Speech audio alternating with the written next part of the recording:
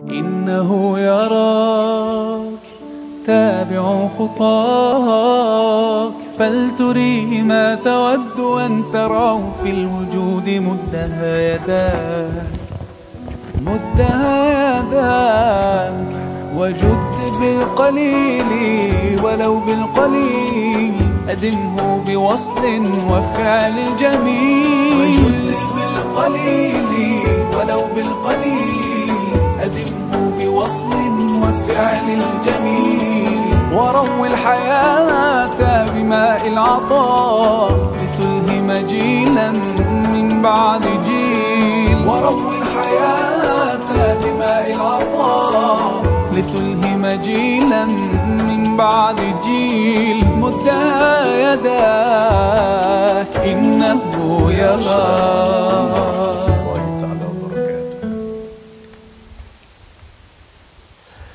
Bismillahirrahmanirrahim. Alhamdulillahalamin. Wassalatu wassalamu ala ashrafil anbiya'i wal mursalin wa ala alihi wa sahbihi ajma'in. Rabbi shrah li sadri wa yassir li amri wahlul 'uqdatam min lisani yafqahu qawli. Subhanaka la ilma lana illa ma 'allamtana innaka antal alimul hakim. اللهم أخرجنا من ظلمات الوهم وأكرمنا بنور الفهم وافتح علينا بمعرفة العلم وسهل أخلاقنا بالحلم اللهم اجعلنا من الذين يستمعون القول فيتبعون أحسنه آمين يا رب العالمين. Alhamdulillah, tuan-tuan puan-puan yang dirahmati Allah Subhanahu wa taala, syukur kita kehadrat Allah Subhanahu wa taala pada petang yang bahagia ini dapat kita bersama-sama di sini untuk mendengar tazkirah dan peringatan mencari ilmu agama Allah Subhanahu wa taala. Mudah-mudahan puan-puan semua diberkati dan dirahmati oleh Allah Subhanahu wa taala. Pada petang ini kita akan melihat sedikit mengenai kisah iblis dan kaitannya dengan sifat takabbur. Tuan-tuan dan puan-puan yang dirahmati Allah Subhanahu wa taala, di dalam surah Sad Allah Subhanahu wa taala menyebutkan, surah Sad ayat 75. Bermula dengan ayat 75. Puan-puan boleh rujuk dalam Al-Quran, dalam surah Sad ayat 75 Allah Subhanahu wa taala menceritakan, Qala ya iblis ma mana'aka an tasjuda lima khalaqtu biyadai. Allah Ta'ala berfirman kepada iblis, wahai iblis, ma mana'aka, apa punca, apa sebab yang engkau tak nak an tasjuda lima khalaqtu biyadai, tak nak sujud kepada Nabi Adam alaihi salam, yang mana Nabi Adam alaihi salam ni pun aku jadikan dengan tanganku, iaitu dengan kekuasaanku. Kenapa kamu tak nak sujud kepada Nabi Adam, sedangkan Nabi Adam tu pun aku ciptakan dengan kekuasaan aku? Astakbarta am kunta minal alin. Allah Ta'ala kata, hei iblis, kamu ni astakbarta, kamu ni takabbur, sombong, am kunta minal alin, ataupun kamu ni daripada kalangan orang yang membesarkan diri. Allah Ta'ala tanya kepada iblis, astakbarta am kunta minal alin. Maka tuan-tuan puan-puan semua, apa kata iblis? Qala ana khairum minhu. Kata iblis, aku lebih baik daripada Adam. Ini kata iblis, aku lebih baik daripada Adam. Khalaqtani min narin, engkau ciptakan aku daripada api. Wa khalaqtahu min tin, dan engkau ciptakan Nabi Adam AS daripada tanah. Kemudian dalam ayat yang ke-77 Allah Ta'ala kata, Qala fakhruj minha fa innaka rajim. Wahai iblis, kau keluarlah daripada syurga, sesungguhnya engkau ini direjam, dilaknat oleh Allah Subhanahu wa taala. Kata iblis, wa inna alaika la'nati ila yaumiddin. Allah Taala kata, sesungguhnya engkau dilaknat, laknat aku ke atas engkau sehinggalah kepada hari kiamat. Maka lagi dialog lagi kata iblis, qala rabbi fa'anzirni ila yaumi yub'atsun. Maka iblis pun kata, rabbi anzirni, rabbi fa'anzirni ila yaumi yub'atsun. Wahai Tuanku, kau panjangkan umurku, tangguhkanlah aku sehingga kepada hari kiamat. Iblis minta dengan Allah Ta'ala panjangkan usia dia sampai ke hari kiamat. Maka Allah Ta'ala jawab, qala fa innaka minal munzarin ila yaumil waqtil ma'lum. Ya, kamu akan ditangguhkan usia kamu hinggalah kepada waktu yang tertentu, iaitu hari kiamat. Maka iblis, Allah Ta'ala panjangkan usia dia sampai ke hari kiamat. Dia tak mati. Sampai ke hari ini dia ada sejak daripada zaman Nabi Adam AS. Dia ada sebelum daripada Nabi Adam lagi dia dah ada. Sampai ke hari kiamat barulah dia mati. Kemudian dihidupkan balik dan akan menerima balasan. Kerana pada hari kiamat nanti Allah Ta'ala kata, kullu man 'alaiha fan. Tiap-tiap yang ada atas muka bumi ini akan mati. Termasuklah iblis, dia pun akan mati. Cuma tuan-tuan semua, umur dia dipanjangkan sampai ke hari ini. Salah satu daripada makhluk yang Allah Ta'ala panjangkan umur ialah iblis. Selain daripada iblis, makhluk yang Allah Ta'ala panjangkan umur ialah Nabi Khidir AS, mengikut satu riwayat. Selain daripada itu, makhluk yang Allah Ta'ala panjangkan umurnya ialah Nabi Isa AS.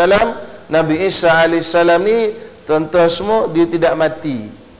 Sampai kali ini dia belum mati lagi. Panjang umur dia.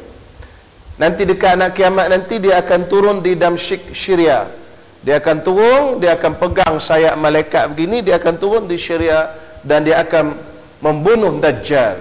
Yang boleh bunuh Dajjalnya tak ada orang lain, iaitu Nabi Isa AS. Walaupun orang lain usaha macam-macam mana pun nak bunuh, tak boleh bunuh. Kerana takdir Allah Ta'ala, Dajjal ini hanya boleh dibunuh oleh Nabi Isa AS. Maka Nabi Isa AS sekarang ini berada di langit yang keempat. Tempatnya berada di sana dan dia akan turun nanti di akhir zaman. Dalam Isra' dan Mi'raj, Nabi SAW berjumpa dengan Nabi Isa AS. Dalam waktu ketika Nabi SAW sembahyang di Baitul Maqdis, Nabi sembahyang belakang dia Nabi-Nabi. Tuan-tuan semua, Nabi Isa AS seorang je Nabi yang waktu itu masih hidup. Yang lain, Nabi-Nabi lain dalam bentuk roh, bukan bentuk roh dan jasad. Kerana yang lain sudah meninggal. Nabi Isa AS masih dalam bentuk roh dan jasad. Dia belum meninggal, dia semayang di belakang Nabi SAW pada malam Isra' dan Mi'raj itu di Baitul Maqdis. Maka ulama kata Nabi Isa AS selain daripada dia seorang Nabi, dia juga adalah sahabat Nabi. Kenapa? Kerana orang yang berjumpa dengan Nabi SAW di muka bumi ini dan beriman dengan Nabi SAW, maka dia sahabat Nabi. Jadi tuan-tuan semua, Nabi Isa AS orang yang panjang umur. Begitu juga dengan iblis ni, dia panjang sampai hari kiamat. Allah Ta'ala panjangkan umur dia, tuan-tuan semua. Maka Allah Subhanahu Wa Ta'ala kata, engkau ni aku panjangkan umur kau sehingga kepada ila yaumil waqtil ma'lum. Maka Allah Subhanahu Wa Ta'ala bila kata begitu, apa kata iblis? Qala fa bi'izzatika. Kata iblis, fa bi'izzatika, demi kemuliaan engkau wahai Tuhanku, la ughwiyannahum ajma'in, aku akan sesatkan anak cucu Adam kesemuanya sekali. Illa ibadaka minhumul mukhlasun, kecuali hamba-hamba Allah Ta'ala yang ikhlas pada Allah Subhanahu Wa Ta'ala.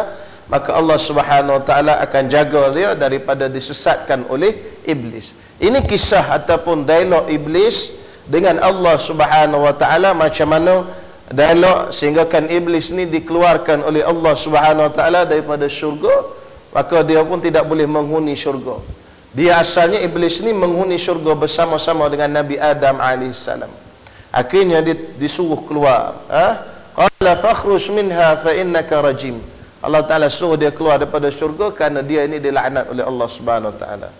Cuma pada petang ini saya nak ambil daripada ayat tadi yang kita baca panjang, dialog antara Allah Ta'ala dengan iblis. Allah Ta'ala tanya, ayat mula-mula saya baca tadi, Allah Ta'ala tanya, qala ma manaka an tasjuda lima khalaqtu biyadai. astakbarta an kunta minal alin. Kenapa engkau tak nak sujud kepada Nabi Adam yang aku ciptakan? Kamu ni dah takabur ataupun kamu ni dah membesarkan diri? Maka petang ni kita akan membicarakan kenapa manusia ini boleh jadi takabur. Apa punca manusia ini jadi takabur, jadi sombong diri? Kenapa manusia ini jadi sombong diri? Al-Imam Al-Ghazali rahimahullah ta'ala menyebutkan dalam banyak karangan dia, kata Imam Ghazali, punca manusia jadi takabur itu ada 4. Sebab manusia ini jadi takabur itu ada 4. Jadi puan-puan semua kena ingat, kita ni ada tak 4 ini? Kalau kita ada 4 ini, hati-hati, bimbang-bimbang kita boleh jadi jatuh dalam lembah takabur dan sombong. Kena jaga-jaga. Yang pertama sekali, Imam Al-Ghazali kata punca orang jadi takabur ini ialah disebabkan oleh ilmu. Dia ada ilmu, maka dia memandang orang lain, orang-orang yang jahil itu sebagai hina. Nabi Adam AS, Allah Ta'ala buat dia daripada tanah. Iblis, Allah Ta'ala buat dia daripada api. Dia memandang Nabi Adam AS ni sebagai hina, sebagai makhluk yang tak berguna. Dia ini mulia. Maka memandang orang lain lebih hina daripada diri dia, itu dipanggil takabur. Karena itu dia kata, aku lebih baik daripada engkau, aku lebih baik daripada Adam, aku diciptakan daripada api, kenapa aku nak sujud kepadanya?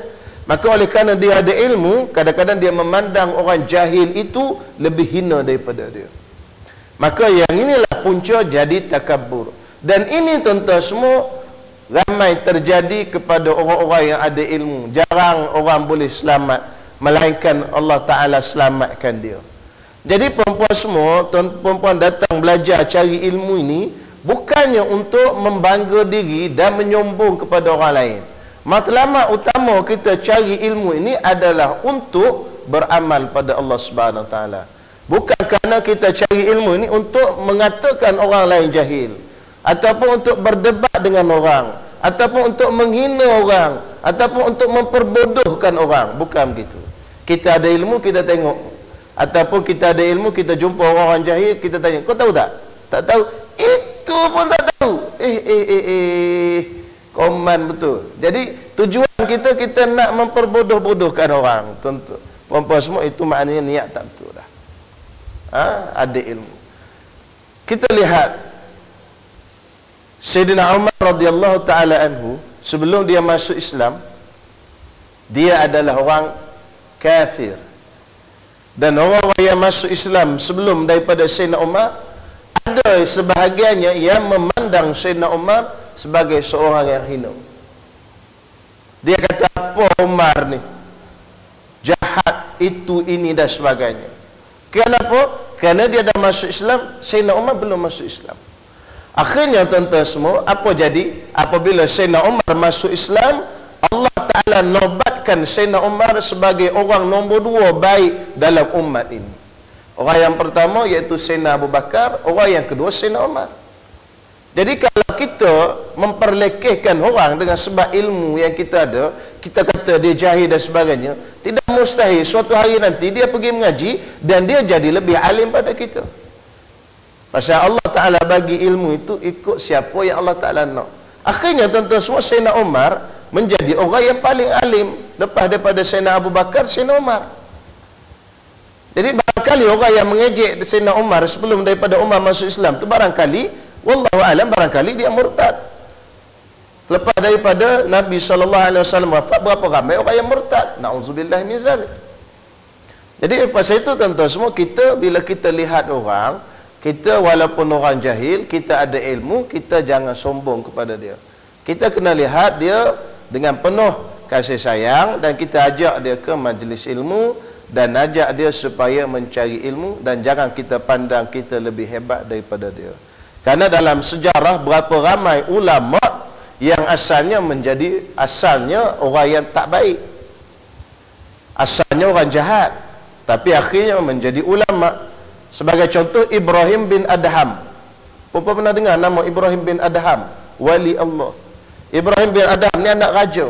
Kerja dia pagi dia memburu, naik kuda buru. Itu dia kerja dia. Memburu binatang buruan dengan anak panah. Dia tak ada kerja lain. Kerja dia buru-buru itu, berseronok. Harta banyak. Anak raja, tuan-tuan semua. Akhirnya perempuan semua apa jadi? Satu hari tengah-tengah dia naik kuda ni, pelana kuda dia bercakap dengan dia. Pelana kuda tu bercakap. Ali hadza khuliqta, hey Ibrahim, Allah Ta'ala buat kamu ni untuk buat benda ni ya ke? Untuk memburu ni ke? Dia pun terkejut. Tengok siapa bercakap. Nah, masa waktu itu tak ada lah handphone ni. Tak ada lah iPad, telefon, radio apa. Jadi kalau pelana bercakap tu ajaib lah. Kalau sekarang tak ada ajaib apa, dalam radio, dalam kereta kita pun ada radio. Cuma mungkin kalau orang dulu-dulu hidup di zaman sekarang, dia terkejut lah. Kalau hantuah ada zaman sekarang, mungkin hantuah terkejut. Apa hal pula ni? Dalam kereta boleh bercakap pula. Rupanya radio, kan? Jadi perempuan semua, maknanya Ibrahim bin Adham tu dia dengar, dia kata jin kot. Dia lari lagi, naik kuda tu, tengah-tengah dia naik, cakap lagi. Pelana kuda tu bercakap, Ali hadza khuliqta, Allah Ta'ala buat kamu ni untuk memburu ni ke? Dia pun berhenti. Dia teruskan lagi. Kali ketiga pelana tu bercakap juga, Ali hadza khuliqta, Allah Ta'ala buat kamu ni untuk memburu ni je ke? Akhirnya dia berhenti turun. Bila dia berhenti turun, dia tengok pelana dia bercakap. Dan dia pun mula insaf pada Allah Subhanahu Wa Ta'ala. Allah Ta'ala bukan buat dia untuk jadi pengemburu, bukan buat kita ni untuk berseronok dengan dunia saja.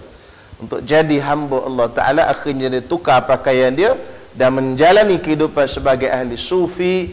Akhirnya dia dikenal sebagai ulama, sebagai wali Allah Subhanahu Wa Ta'ala, Ibrahim bin Adham. Fudail bin Iyad, wali Allah juga. Fudail ni kerja dia menyambung tengah jalan. Kerja dia menyambung tengah jalan, perempuan semua. Sampai tengah jalan dia sambung pedagang-pedagang, dia sambung apa saja yang dia jumpa, dia sambung. Satu malam dia berhenti di satu masjid, orang apa berhenti berehat. Orang tu ambil air semayang dan sebagainya, nak semayang. Dia dengar dialog orang tu. Dia kata, kita ni lepas semayang nak berjalan terus kok. Kata kawan dia, jangan malam-malam ni. Kenapa? Kawasan ni kawasan Fudail ni. Fudail ni kalau dia merompak habis kita. Rupanya Fudail dah dengar yang dia bersembang dua orang tu. Yang dua orang ni bersembang, kawan ni nama Fudail. Tak? Pasal kadang-kadang kita pun selalu kita duduk bercakap-cakap, mengumpat-mengumpat. Rupanya orang sebelah tu yang kita mengumpat. Elok, isteri tu imam tu kan teruk betul lah. Rupanya sebelah tu isteri tu imam, dia tak kenal. Kan?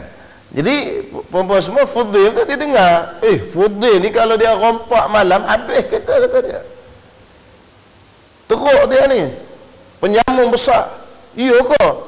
Fudail dengar tu, akhirnya dengar dialog orang tu dia jadi terdetik. Allah. Jadi dia akhirnya menjadi insaf. Lepas tu dia pun naik, lepas semayang pun dia duduk kat depan masjid tu, dia istihar. Sesungguhnya aku ni lah Fudail, kata dia. Terkejut kawan tu waktu bersembang tadi. Kata dia, aku lah Fudail, kata dia. Demi Allah, aku hari ini bertaubat pada Allah Subhanahu Wa Ta'ala, dan aku tak akan merompak dan menyambung orang tengah jalan lagi. Berjalanlah kamu semua selamat, insya-Allah. Akhirnya dia bertaubat dan menjadi ulama, Fudail bin Iyad. Dan banyak lagi lah kisah, tuan-tuan semua, kisah Atabatul Ghulam dan sebagainya. Orang yang dulunya tak baik, Allah Ta'ala pusing jadi baik. Orang yang dulunya baik, Allah Ta'ala pusing jadi jahat. Ada juga. Kerana itu antara doa yang selalu Nabi SAW baca, tuan-tuan semua apa benda? Ya muqallibal qulub, thabbit qalbi ala dinik. Wahai Tuhan, wahai Tuhan yang membalikkan hati-hati kami, wahai Tuhan yang membalikkan hati-hati kami, tetapkanlah hati kami di atas agama. Baca selalu perempuan semua. Perempuan baca tak? Ada baca tak? Tak baca lagi. Baca kat mana doa ni? Lepas tahiyat akhir. Innaka Hamidum Majid. Ada doa-doa dia, antaranya ya muqallibal qulub, sabbit qalbi ala dinik. Boleh ikut sama-sama dengan saya. Kalau ikut mudah ingat sikit. Kalau tak ikut, balik ni Beli rebut lekor tu kan dah terlupa pula. Baik. Ya muqallibal qulub. Kuat sikit pun semua tak dengar. Ya muqallibal qulub, sabbit qalbi ala dinik. Okey, boleh tu tak? Ingat tu. Lagu negaraku pun boleh ingat. Ini pendek takkan tak boleh ingat. Jadi bacanya boleh baca bila-bila masa, tetapi yang biasa dibaca, yang diajarkan dibaca ialah antara tempat utama dibaca ialah lepas daripada tahiyat akhir itu. Innaka Hamidum Majid. Allahumma ighfirli ma qaddamtu wa ma akhartu. Orang duk baca tu. Dah, apa tu? Ya muqallibal qulub, tsabbit qalbi ala dinik. Tak ingat Allahumma ighfirli ma qaddamtu pun baca ni sajalah. Ni pendek je. Ya muqallibal qulub, tsabbit qalbi ala dinik. Wahai Tuhan yang membolak-balikkan hati, tetapkanlah hati kami di atas agamamu ya Allah. Pasal hati kita ni kita tak tahu. Tengok perempuan semua tengok hak dunia cukup dah. Tengok hak dunia. Kita di rumah kita cadang dah nak pergi kedai kain tu nak beli hak warna hijau. Dah. Elok dah, memang dah set dah nak beli hak tu aku tengok semalam color tu. Sampai ke sana tengok hak warna biru pula cantik pula. Beli warna biru. Ni tak ada kaitan dengan parti biru hijau ni tak. Tak. Jadi elok pula warna tu pula cantik, warna kelabu lah senang kan, biru hijau payah pula. Jadi warna kelabu pula rasa cantik, beli kelabu pula. Dah rancang dah daripada rumah nak beli tu kain tu. Macam pergi kedai makan, rancang dah nak makan roti bom. Macam-macam nama roti bom, tapi tak meletup pula roti tu. Sampai ke kedai rasa sedap pula roti canai, makan roti canai. Biasa tak berlaku macam tu? Biasa. Nah, kita rasa nak sedap lah roti bom, sampai apa? Sedap roti tempayan pula, roti nan. Pasal hati kita ni sekejap je. Nabi kata hati kita ni dia berbalik-balik macam daun yang duduk dalam periuk. Kita rebus air dalam periuk tu, bila dia menggelegak tu masuk daun. Daun tu pusing. Tak pernah tengok? Takkan tak pernah rebus air. Kan? Dia menggelegak pusing daun. Macam tu hati kita. Jadi puan-puan semua doa selalu Allah Subhanahu Wa Taala tetapkan hati kita supaya bila kita mati berjumpa dengan Allah Taala, dalam hati kita ni tetap atas agama Allah Subhanahu Wa Taala. Pasal kita tak tahu, na'udzubillah min zalik. Ada bimbang takut berbalik daripada yang baik jadi jahat, na'udzubillah. Kalau yang tak baik ke arah baik tak apa. Mungkin hari ni kita macam ni. Besok-besok dekat nak mati lagi bagus, itu lagi bagus. Bertambah iman kita. Maka yang pertama kata Imam Al-Ghazali rahimahullahu ta'ala, orang yang takabur ini ialah dengan yang pertamanya dengan sebab ilmu. Kenapa? Kerana dia merasakan diri dia lah yang alim, yang ada ilmu, dan dia memandang orang lain jahil, akhirnya dia memperlekehkan orang lain. Itu yang pertama. Yang kedua, tuan-tuan semua, kata Al-Imam Al-Ghazali, dengan sebab ibadat kita. Kita boleh jadi takabur, sombong dengan sebab ibadat, banyaknya ibadat kita. Puan-puan semua, kadang-kadang seseorang itu bila dia banyak ibadat, dia merasakan diri dia lah yang lebih baik daripada orang lain. Kadang-kadang kena hati-hati. Allah Subhanahu Wa Taala memberikan kita ibadat, rajin beribadat, bagus. Tetapi kita kena hati-hati. Di sana adanya nafsu dan di sana adanya syaitan yang akan membalik-balikkan hati kita dan merosakkan pemikiran kita dan perasaan kita. Akhirnya kita rasa kita lah lebih baik daripada orang lain kerana kita lebih banyak ibadat berbanding orang lain. Dan kita rasa kita lah yang mulia kerana kita banyak ibadat. Kita banyak sembahyang malam, kita banyak berzikir, kita banyak mengaji Quran, kita banyak datang majlis ilmu, kita rasa lebih baik daripada orang lain. Ini bahaya, puan-puan. Ini bahaya. Bukan kata tak boleh buat amal ibadat. Buatlah amal ibadat, tetapi jangan kita pandang kita lebih baik daripada orang lain. Kerana puan-puan semua, kita masuk syurga bukan kerana amal ibadat kita. Kita masuk syurga dengan rahmat Allah Subhanahu Wa Taala. Kita bukan masuk syurga dengan amalan kita. Dalam hadis Nabi SAW, Nabi kata, lan yudkhilakum amalukum al-jannata. Amalan kamu tidak memasukkan kamu ke dalam syurga. Sahabat bertanya, wala anta ya Rasulullah, kamu pun sama ke ya Rasulullah? Tak masuk syurga dengan sebab amalan kamu? Wala ana illa an yataghammadani Allahu bi rahmati. Atau kama qala Rasul sallallahu alaihi wasallam. Aku pun sama, tetapi Allah Ta'ala melindungi aku dengan rahmatnya. Itu sahaja. Mana kita bukan masuk syurga dengan sebab amalan kita. Masa itu ada satu orang hamba Allah, diceritakan kisah. Dia kata dia ni masuk syurga. Dia nak masuk syurga dengan amalan dia. Akhirnya pada mati, bila dia mati, di akhirat nanti akan berlaku dialog. Dia nak masuk syurga dengan sebab amalan dia. Maka Allah Subhanahu Wa Taala kata, kamu masuk syurga dengan rahmat aku. Kata dia, dah, aku nak masuk syurga dengan sebab amalan dia. Maka Allah Subhanahu Wa Taala kata, tak apalah, timbang mata dia sebiji. Ambil mata, timbang, letak amalan yang dia beramal ibadat berpuluh-puluh tahun tu, rupa-rupanya mata sebiji pun dia tak boleh nak balas nikmat yang Allah Ta'ala beri. Kita tak boleh masuk syurga dengan sebab amalan kita, masuk syurga dengan sebab rahmat Allah. Tetapi kita kena beramal. Itu je. Bukan kata tak beramal, tak apalah. Kalau dah tak masuk syurga, melainkan dengan rahmat Allah, tak payah beramal. Beramal lah. Tetapi bukan amalan itu jadi memasukkan kita ke dalam syurga. Amalan itu adalah perintah Allah Subhanahu Wa Taala. Yang masuk syurga, tak masuk syurga tu kehendak Allah Ta'ala. Allah Ta'ala boleh bawa masuk syurga orang tak beramal pun boleh. Allah Ta'ala tak boleh. Dia nak masuk syurga, ikut dia. Itu syurga dia. Orang ni tak sembahyang, tak puasa, Allah Ta'ala nak bawa masuk ke dalam syurga. Itu kehendak Allah Ta'ala. Itu kita kena yakin. Pasal Allah Ta'ala tu mempunyai kudrat dan iradat yang mutlak. Tak ada siapa-siapa boleh halang Allah Ta'ala. Allah Ta'ala nak bawa masuk orang tak sembahyang ke dalam syurga pun boleh. Tak ada masalah. Itu kehendak Allah Ta'ala. Tapi kita kena beramal, kerana dengan amalan itulah yang boleh mendekatkan kita kepada Allah Subhanahu Wa Taala. Tapi bukannya memasukkan kita ke dalam syurga. Baik. Jadi oleh kerana itu, bila kita dah buat banyak amalan ini, puan-puan semua, janganlah kita rasa sombong kepada orang.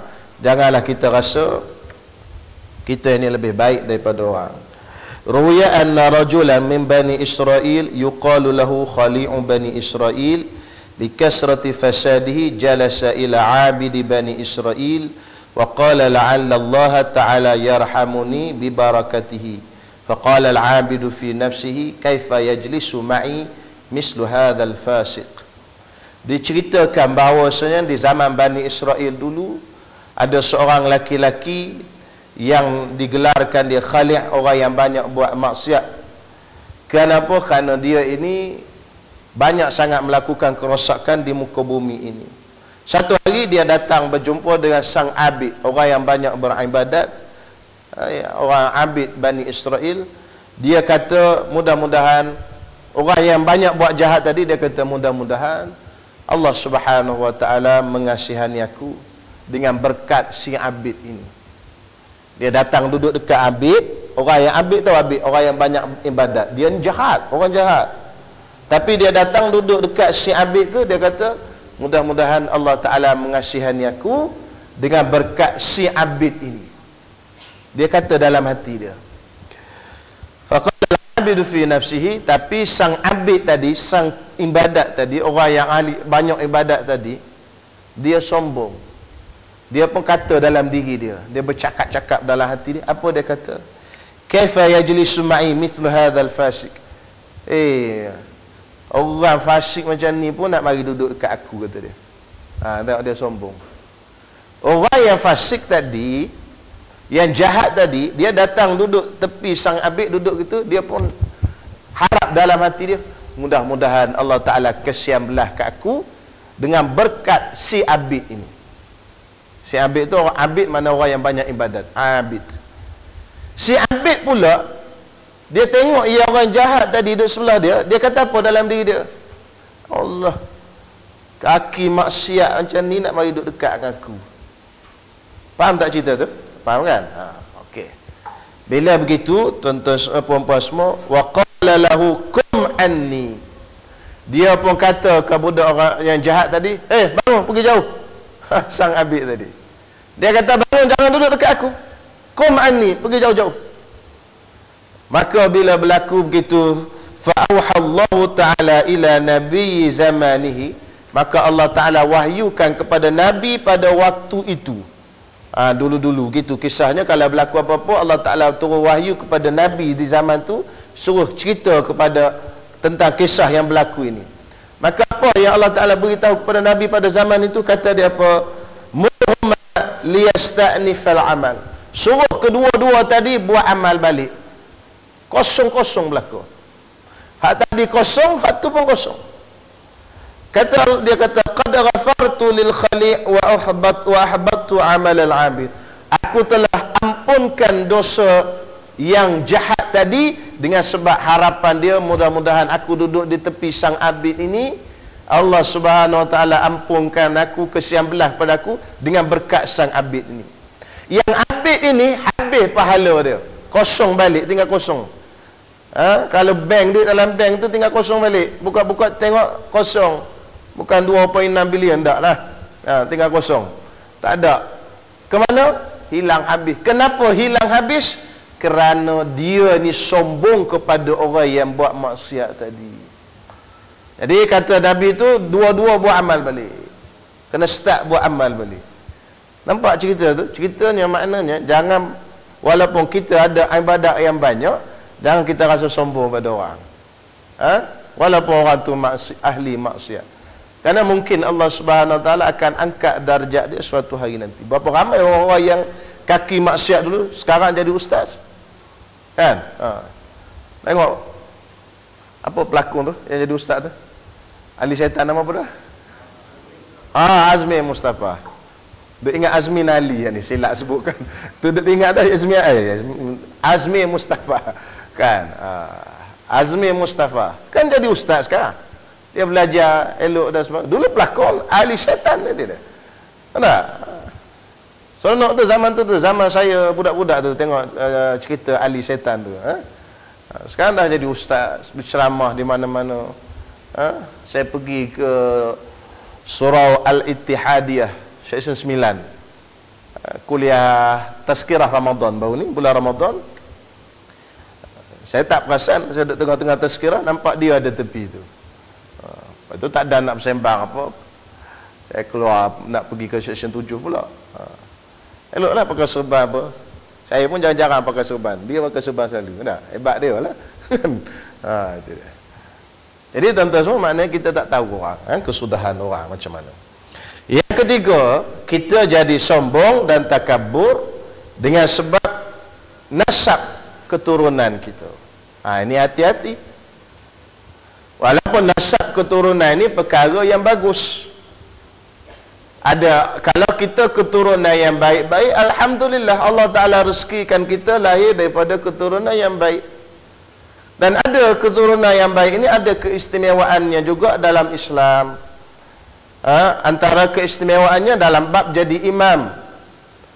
Kalau nak jadi imam, yang pertama, yang paling layak sekali jadi imam, imam masjid. Kalau masjid, kalau di imam yang dilantik oleh kerajaan, itu imam paling layak sekali jadi imam. Kalau rumah, tuan rumah. Kalau kita pergi rumah orang, tuan rumah layak jadi itu imam. Kemudian kalau tempat awam yang bukan masjid, bukan tempat rumah orang, tempat awam, RNR ke apa, dia tak ada imam khusus, tak ada tuan khusus, maka yang paling layak sekali jadi imam ialah orang yang paling faham agama, faham bab semayang, faqih. Yang kedua, lepas pada tu bawah sikit, orang yang paling baik bacaannya, paling sedap bacaan. Yang ketiga, orang yang sejarah dia paling baik. Mana ni dua orang nak jadi tu imam, mana ilmu sama banyak, bacaan sama sedap. Yang ni dulu jahat, baru bertaubat. Yang ni daripada awal lagi baik, tak pernah bertaubat. Yang awal baik tu jadi imam. Gitu. Maknanya dia asal lagi baik. Tu dia kira juga. Kemudian dikira nasab. Kalau sama-sama awal-awal baik, nasab, keturunan. Ini keturunan Sayyid. Ini keturunan bukan Sayyid. Hak Sayyid lah lebih. Ini keturunan baik-baik, ini keturunan tak baik kan. Ambil kira jugalah sikit-sikit. Tapi hak nombor berapa dah bawah tu yang mula-mula sekali ilmu. Tu. Jadi yang paling mula-mula sekali kira ilmu.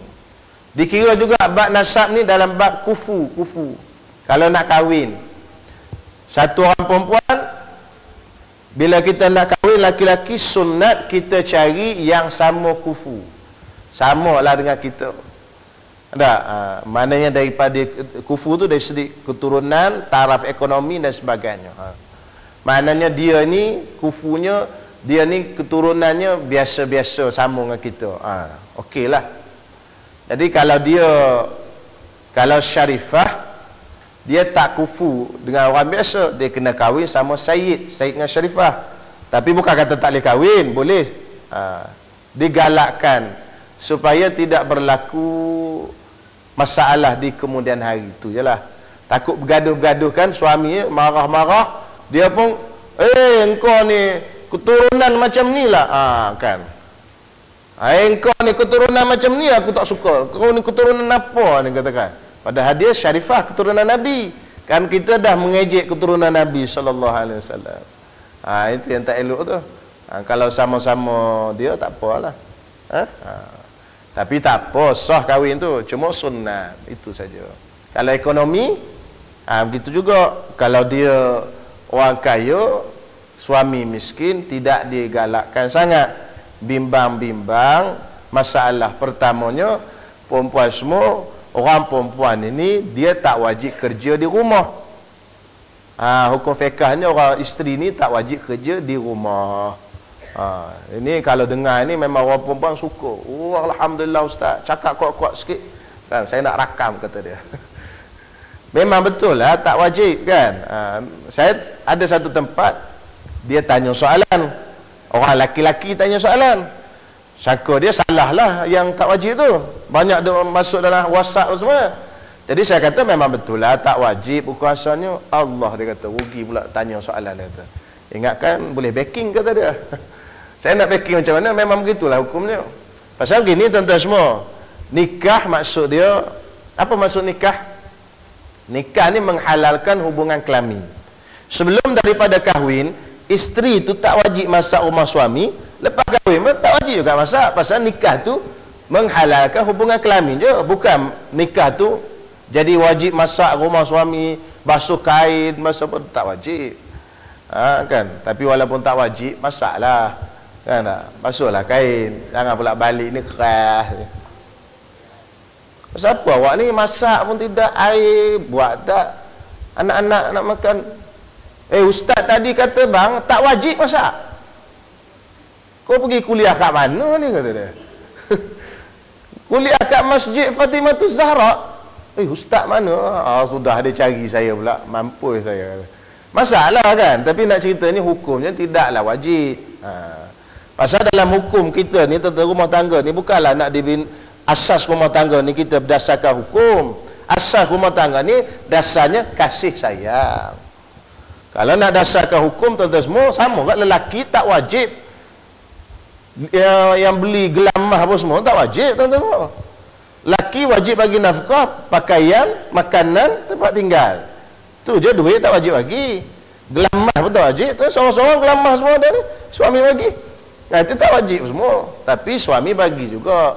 Kenapa? Sayang. Jadi rumah tangga ni dibinakan di atas dasar kasih sayang. Bukan kata nak kata wajib, tak wajib tu. Itu kemudian hari lah bincang. Jadi bila kalau tak sama kufu tadi, bimbangnya dia biasa di rumah dia ada orang gaji. Kan kita bila kahwin tak ada orang gaji pula. Dia datang rumah kita tak boleh nak buat apa semua. Itu jadi susah tu. Itu pasal itu Islam kata sunat cari yang kufu. Tapi kalau dia rela tak ada apalah. Dan begitu, kadang-kadang ada juga orang yang menyebabkan keturunan dia itu jadi sombong. Dia merasakan dia keturunan wali-wali Allah, dia keturunan ulama-ulama, keturunan yang baik-baik dan sebagainya, maka dia lebih daripada orang lain. Dah, pasal Allah Ta'ala sebut dalam Al-Quran, inna akramakum indallahi atqakum. Sesungguhnya yang paling mulia sekali di kalangan kamu ialah orang yang paling bertakwa. Bukannya keturunan yang hebat dan sebagainya, walaupun ada bonus di sana. Dan bukan itu menjanjikan seorang itu hebat. Kalau perempuan tengok dalam ulama Islam, dalam ulama-ulama Islam yang keturunan yang kata Sayyid ni tak ramai. Imam Bukhari orang Bukhara, Imam Nawawi bukan keturunan Sayyid, ya. Imam Muslim bukan juga. Cuma Imam Syafi'i itu keturunan Nabi lah sallallahu alaihi wasallam. Nah, Imam Matan yang masyhur, Matan Al-Ajarumiyah, bukan juga orang Arab. Imam Ghazali bukan orang Arab, orang Parsi. Orang Parsi ni orang Iran lah, cakap Parsi, bukan cakap Arab. Jadi jangan bangga dengan keturunan kita, kerana kita tak boleh nak bawa ke mana keturunan kita ni. Mati jadi tanah belaka. Tak? Jadi tak ada malaikat dalam kubur dia tanya, kau keturunan apa? Bugis. Bugis. Nanti lu tanya. Ini Jawa. Tanya Jawa dulu. Tak?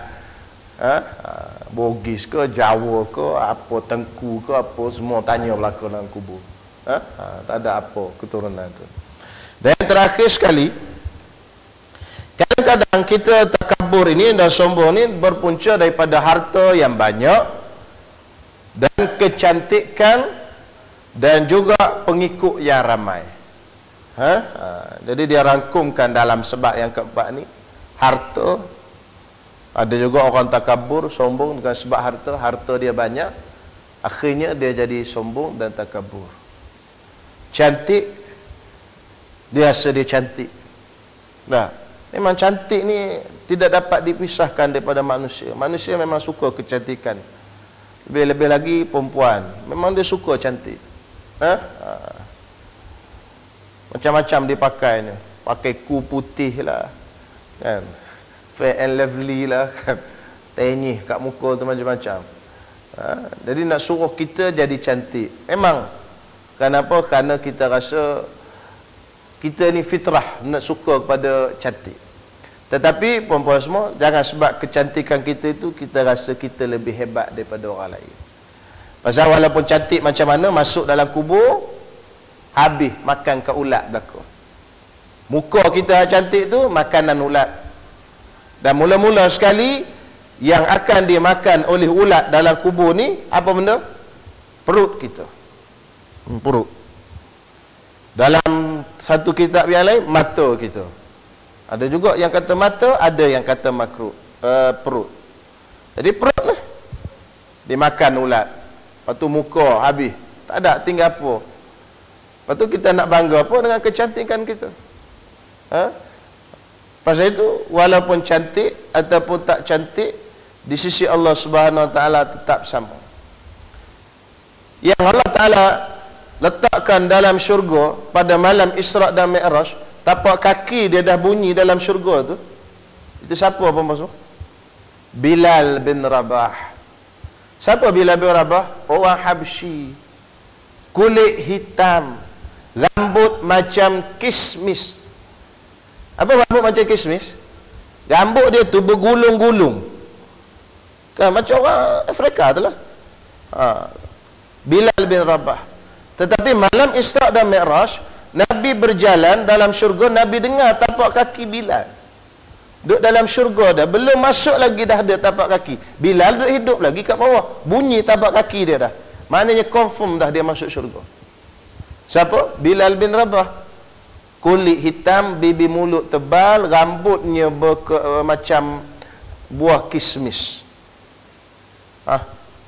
Yang cantik-cantik tak semestinya masuk syurga, kan? Abu Lahab, keturunan Quraisy, cantik, kacak dan sebagainya. Tabbat yada Abi Lahabin wa tab. Allah Ta'ala kata celakalah Abu Lahab Kan? Abu Lahab ni orang kata kacak lah zaman dia, pasal dia keturunan Quraisy, pemuka-pemuka Quraisy. Isteri Abu Lahab, isteri Abu Lahab ni cantik lah. Pasal tu nama dia Ummu Jamil. Jamil ni cantik lah, kan? Jadi walaupun dia begitu, perempuan semua, tetapi akhirnya dia menjadi wamra'atuhu hammalatal hatab. Isteri Abu Lahab tu bawa kayu api dalam neraka. Pengikut yang ramai, sombong dengan pengikut yang ramai. Ramainya orang diikut. Ini biasanya berlaku kepada orang-orang yang mempunyai pangkat dan kedudukan, ulama ke apa. Dia rasa dia hebat. Pasal apa? Pasal ada anak murid ramai, ada pengikut ramai, ada kroni-kroni ramai dan sebagainya. Tetapi dia tak tahu, tuan-tuan semua. Ada satu orang laki-laki, dulu kala nama dia Barsisa. Ingat, Barsisa. Barsisa ni, anak murid dia 12,000. Dia kuliah, depan dia 12,000. 12,000 botol dakwat. Tu hak kira hak menulis. Hak tak menulis lagi ramai. 12,000 botol dakwat depan Barsisa sekali dia mengajar. Dan Barsisa ni, kalau dia tengok ke langit gitu, dia nampak terus sampai ke syurga. Dia punya mata dia tu kasyaf tu, dia tengok nampak syurga terus. Kita tengok tak ada nampak apa, nampak awan tu je lah. Dia nampak tu ke syurga. Tapi apa jadi Barsisa semua? Kisah Barsisa, dia disesatkan oleh iblis. Dia kuat semayang, tiba-tiba iblis datang duduk sebelah semayang. Dia nak berhenti, iblis tak berhenti lagi. Iblis dia mana penat, dia bukan manusia. Semayang, dia tengok orang, ish, hebat tu orang ni. Banyak orang semayang ni, kata dia. Dia, orang tu nak semayang, dia pegang. Tuan, saya nak tanya, kenapa tak penat-penat semayang? Kata dia, Allah, aku tak boleh berhenti semayang. Aku tak boleh. Nak berhenti rasa nak semayang lagi. Macam mana rasa boleh dapat rasa macam tuan ni? Kata dia, kerana aku ni pernah buat maksiat. Maka tiap-tiap kali aku nak berhenti semayang, aku teringat dosa aku dulu. Akhirnya aku bangun semayang balik.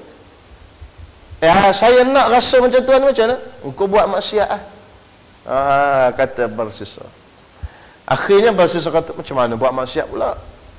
Nak buat apa? Kata dia, kau pergi bunuh orang. Tak boleh besar, kata dia. Zina lah, kata dia. Tak nak aku, kata dia. Kata iblis tadi, kau pergi minum arak lah. Dia kata minum arak, okey lah, ringan sikit, kata dia. Dia pun minum, pergi ujung kampung, minum arak. Dia minum, mabuk. Lepas mabuk, dia berzina dengan perempuan yang jual arak tu. Lepas berzina, dia pun sedar. Dah hilang mabuk, sedar. Masya Allah, kata dia. Aku dah minum arak, dah berzina. Dia bimbang perempuan tu cerita ke orang, dia bunuh perempuan tu. Akhirnya 3 dosa dia buat. Minum arak, berzina, bunuh orang. 3 sekaligus punca daripada arak. Lepas tu arak tu dia panggil Ummul Khaba'is, ibu dosa. Akhirnya, bila dah jadi begitu, orang tangkap dia, nak bunuh dia.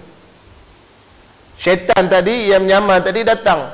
Dia dah duduk tengah salib gini. Orang nak zaman tu hukum bunuh tu salib. Lempar anak panah. Jadi, syaitan yang menyesatkan dia tu datang. Jumpa dia. Kata dia, kau kenal aku tak? Siapa kau? Akulah hak ada jadi tok lebay sebelah kau itu tu. Hak menyesatkan kau ni. Rupa kau ni syaitan, kata dia. Aku syaitan, kata dia.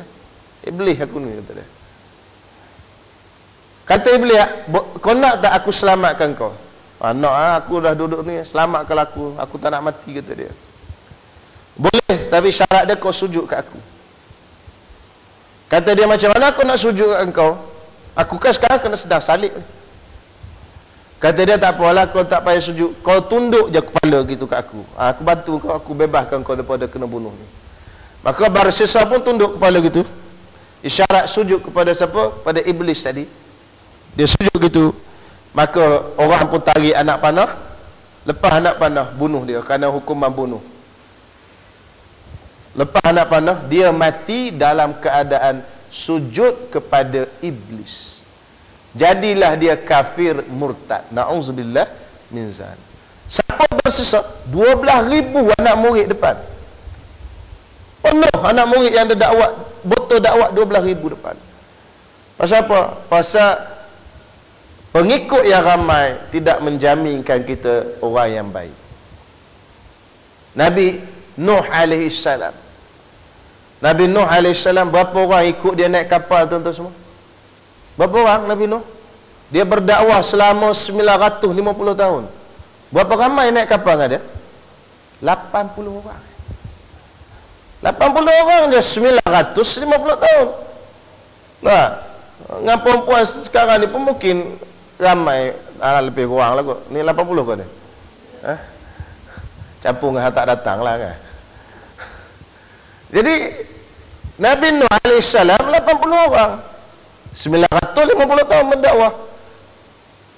Bahkan anak dia yang nama Kanaan tu pun tak nak ikut naik. Ya bunayya kam mana, wahai anakku, naiklah ke bersama kami. Naik kapal. Dia tak nak ikut naik kapal. Mati, ditenggelami oleh air.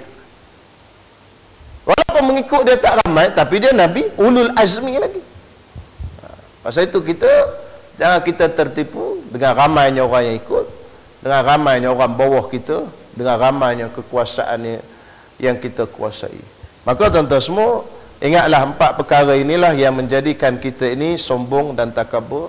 Jadi dengan ilmu, maka ingatlah ilmu kita ni anugerah Allah Ta'ala untuk kita beramal pada Allah Subhanahu Wa Ta'ala, bukan untuk kita sombong dengan orang. Dengan sebab ibadat kita, ingat ibadat ni pun Allah Ta'ala yang beri kepada kita untuk kita syukuri nikmat dapat beribadat pada Allah Subhanahu Wa Ta'ala. Dengan sebab keturunan kita ini tidak ada pilihan bagi kita, automatik Allah Ta'ala beri kepada kita. Dan kita ejek-ejek pelekehkan orang, pasal dia pun tidak pernah pilih untuk lahir dalam keturunan itu. Kita pun tidak ada apa-apa pilihan, tiba-tiba je lahir dalam keturunan yang mulia. Ada kita minta dengan Allah Ta'ala? Ada Allah Ta'ala bagi option kat kita, kau nak lahir keturunan mana? Tak. Allah Ta'ala bagi automatik kat kita. Kenapa kita perlu bangga dan sombong pada orang yang keturunan dia biasa-biasa? Dan sebab harta, kecantikan dan sebagainya itu pun semuanya tak akan hilang, akan ditelan, akan kita tinggalkan tuan-tuan semua. Tidak akan kita bawa. Harta kita tak bawa. Apa kita nak sombong? Mati kai kafan 3 helai itu yang kita bawa. Tak boleh nak bawa harta lain tuan-tuan semua. Harta walau banyak mana pun kita akan tinggalkan kat dunia ni. Tak boleh bawa. Tak ada satu pun boleh bawa. Semuanya jadi harta pusaka. Tak boleh kita nak bawa masuk dalam kubur. Kecantikan pun hilang dan semua akan hilang. Jadi itulah perempuan semua, hati-hatilah. Jangan jadi kita pengikut iblis, jangan jadi sombong, jangan jadi kita ni bangga diri dengan sesama Islam, sesama manusia. Mudah-mudahan Allah Subhanahu Taala selamatkan kita lah tuan-tuan semua. Bimbang penyakit ini kita tak nampak. Kudis kita boleh letak ubat, tapi penyakit ini kita sendirilah yang rawat. Kudis perempuan boleh pergi jumpa doktor, doktor letak ubat. Ini penyakit takabur ni perempuan sendiri yang rawat. Tak ada orang boleh rawat. Kita sendiri yang rawat. Itulah. Sama-samalah kita rawat penyakit ini. Mudah-mudahan kita selamat dunia dan akhirat. InsyaAllah perempuan semua, ada soalan nak tanya? Sebelum kita berhenti, pukul 4 dah. Ada apa-apa kemuskilan agama? Selain daripada tajuk ni pun tak apa. Ada? Sementara saya tunggu perempuan kalau nak soal. Di luar sana tuan-tuan semua, ini ada CD. CD ini original, bukan spicy. Original punya.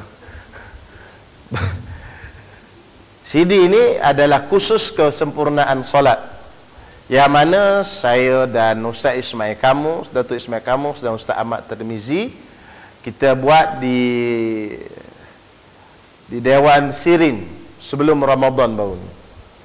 Jadi kalau tuan-tuan nak beli, ada di luar, harganya RM30. Jadi bolehlah tengok, buka kat dalam kereta, kat rumah, Sambil-sambil malam-malam tu duk tengok, daripada tonton duk tengok cerita Korea, baik tengok cerita ni. Duk tengok Running Man lah apalah kan. Baik tengok cerita ni, dapatlah ilmu. Dan disertakan juga dengan nota sekali. Nota ni secara percuma lah diberikan kalau perempuan beli CD. Ni kawan saya ada jual. Dirakamkan lah itu. Yang keduanya, biasalah, ini minyak zaitun Ustaz Ismail Kamus. Dan juga minyak wangi yang didoakan juga oleh Ustaz Ismail Kamus. Yang ni bukan yang Ustaz Halim dia punya, yang lain. Okey, insya-Allah. Ada soalan? Tak ada. Dan juga ada kawan saya ada buat jual kerupuk sikit. Tuan-tuan tengoklah nanti kat luar. Macam mana? Sama-sama kita tengok. Nanti insya-Allah tuan-tuan semua jumpa lagi waktu yang lain. Kalau tak ada soalan, ada? Okey, insya-Allah. Wallahu a'lam. Mudah-mudahan ada manfaat. Ampun dan maaf kalau ada salah dan tersilap, terkasar bahasa, tersentuh perasaan tuan-tuan semua, terkena ke atas mata hidung tuan-tuan dan perempuan semua. Ampun dan maaf, maklumlah saya manusia biasa sahaja. Wallahu a'lam. Bismillahirrahmanirrahim. Alhamdulillahirabbil alamin. Wassalatu wassalamu ala asyrafil anbiya'i wal mursalin wa ala alihi washabbihi ajmain. Allahumma rabbana taqabbal minna innaka antas samiul alim wa tub alaina innaka antat tawwabur rahim. Wa sallallahu ala sayyidina Muhammad wa ala alihi washabbihi wasallam. Alhamdulillahirabbil alamin. Assalamualaikum warahmatullahi